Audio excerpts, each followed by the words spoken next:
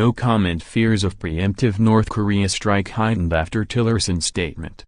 Speaking at Canada's 20-nation talks on North Korea, Tillerson vowed to make Kim Jong-un pay for his regime's behavior.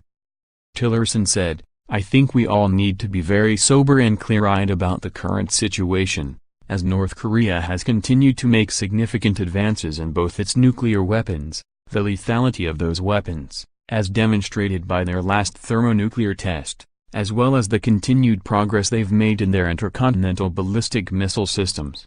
We have to recognize that the threat is growing. And if North Korea does not choose the path of engagement, discussion, negotiation, then they themselves will trigger an option."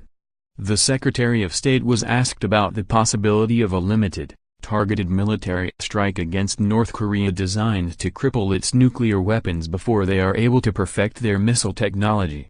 He refused to speak on the topic, insisting he would not speak on undecided issues. The Secretary of State said, "We must increase the costs of the regime's behavior to the point that North Korea must come to the table for credible negotiations." U.S. allies were called on by Tillerson to be resolute that Kim Jong-un's regime must never become a nuclear power. His Japanese counterpart warned other nations not to be taken in by the criminal regime's charm offensive as it makes progress in groundbreaking talks with its neighbors. South Korea has been locked in a series of high-level talks focused on next month's Winter Olympics, which they hope the North will attend. Japanese Foreign Minister Taro Kono said, "It is not the time to ease the pressure or to reward North Korea."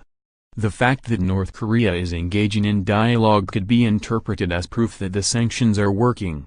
Tillerson doubled down on a refusal to accept a Chinese-Russian joint proposal that would see Kim surrender his nuclear weapons and missile program in exchange for a suspension of joint military exercises between the U.S. and South Korea.